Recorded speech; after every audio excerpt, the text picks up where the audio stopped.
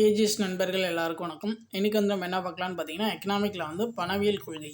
So இந்த டாப்பிக்லேருந்து இதுக்கு முன்னாடி டிஎன்பிஎஸ்சி எக்ஸாம்ஸில் வந்து என்ன மாதிரி கொஸ்டின்ஸில் வந்து கேட்டிருக்காங்க அப்படின்னு சொல்லிட்டு நம்ம ப்ரீவியஸ் இயர் கொஸ்டின்ஸ் வந்து பார்க்கலாம். நம்ம சேனலில் பார்த்தீங்கன்னா டாபிக் வைஸ் வந்து நம்ம ப்ரீவியஸ் இயர் கொஸ்டின்ஸ் வந்து அப்டேட் பண்ணி கொடுத்துட்ருக்கோம். நம்மளோட சேனல் சப்ஸ்கிரைப் பண்ணாங்க, கொஞ்சம் சப்ஸ்கிரைப் பண்ணி ரெகுலராக அதை ஃபாலோ பண்ணி வச்சுக்கோங்க. சரி வாங்க பார்க்கலாம். ஃபஸ்ட்டு கொஸ்டின் பாருங்கள். ஏன் நாம் ஒரு பணக்கொள்கையினை வைத்துள்ளோம் அப்படின்னு சொல்லி கேட்குறாங்க. எதுக்காக வச்சுருக்கோம் அப்படின்னு சொல்லி கேட்குறாங்க. ஸோ எதுக்காகன்னு பார்த்தீங்கன்னா பொருளாதார வளர்ச்சி, அதுக்கப்புறம் பார்த்தீங்கன்னா பணவீக்கத்தை கட்டுப்படுத்திட. சரிங்களா? இதுக்கான ஆன்சர் ஆப்ஷன் டி.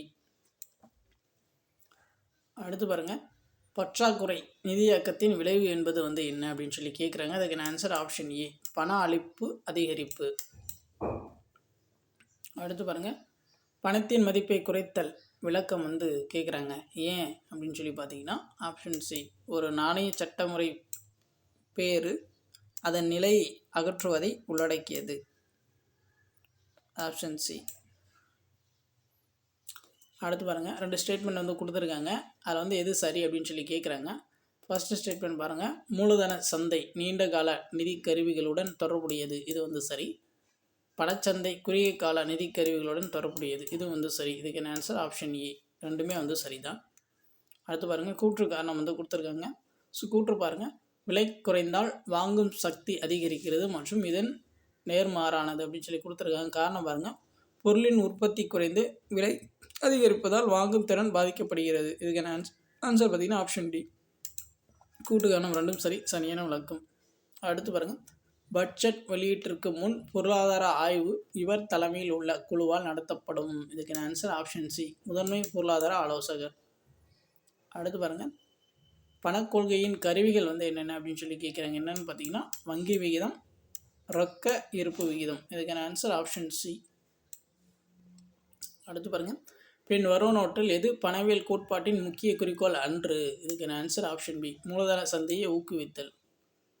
அடுத்து பாருங்கள், இந்திய ரிசர்வ் வங்கி மலிவு பண கொள்கையை பின்பற்ற முடிவெடுத்தால் அதன் விளைவாக ஆப்ஷன் சி, வங்கி வட்டி வீதத்தை குறைக்கும். அடுத்து பாருங்கள், இந்திய பண அங்காடியில் உள்ள குறைகள் வந்து என்னென்னு பார்த்தீங்கன்னா ஒருங்கிணைப்பு இன்மை, அதுக்கப்புறம் பார்த்திங்கன்னா பல்வேறு விதமான பண வட்டி விகிதம், அதுக்கப்புறம் பார்த்திங்கன்னா பில் அங்காடி இன்மை. சரிங்களா? Option B.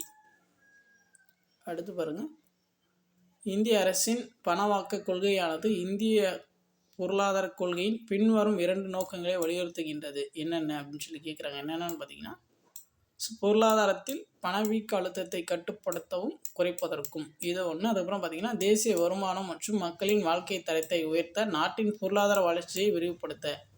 So option B.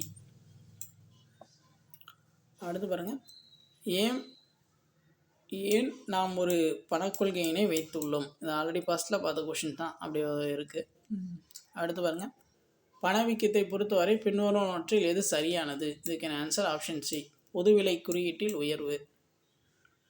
அடுத்து பாருங்கள், பணவியல் கொள்கையின் முக்கிய குறிக்கோள் வந்து என்ன அப்படின்னு சொல்லி கேட்குறாங்க. என்னென்னு பார்த்தீங்கன்னா பரிவர்த்தனை விகிதத்தில் நிலைத்தன்மை, அதுக்கப்புறம் பார்த்திங்கன்னா பொருளாதார வளர்ச்சி. Option A. அடுத்து பாருங்கள், இந்திய ரிசர்வ் வங்கி பணக்கொள்கையின் நோக்கங்கள் வந்து என்னென்ன அப்படின்னு சொல்லி கேட்குறாங்க. விலை நிலைப்படுத்துதல், சமூக நீதி. Option C. அடுத்து பாருங்கள், ஒரு முதலீடு மற்றும் அதிகரிக்கும் மூலதன வெளியீட்டு விகிதத்தை குறைக்க பின்வரும் அணுகுமுறைகளை நிறைவேற்றப்பட வேண்டும். என்னென்னு பார்த்தீங்கன்னா மாறும் செயல்திறன், ஒதுக்கீடு செயல்திறன், தொழில்நுட்ப செயல்திறன். இதுக்கான ஆன்சர் ஆப்ஷன் டி. ஸோ அவ்வளோதான், இந்த டாப்பிக்லேருந்து கேட்ட கொஷின்ஸ்லாம் வந்து பார்த்தாச்சு. கண்டிப்பாக வந்து இந்த வீடியோ வந்து உங்களுக்கு யூஸ்ஃபுல்லாக இருக்குன்னு நினைக்கிறேன். நம்மளோட சேனல் சப்ஸ்கிரைப் பண்ணாதுங்க, கொஞ்சம் சப்ஸ்கிரைப் பண்ணி ரெகுலராக ஃபாலோ பண்ணி வச்சுக்கோங்க. தேங்க்யூ.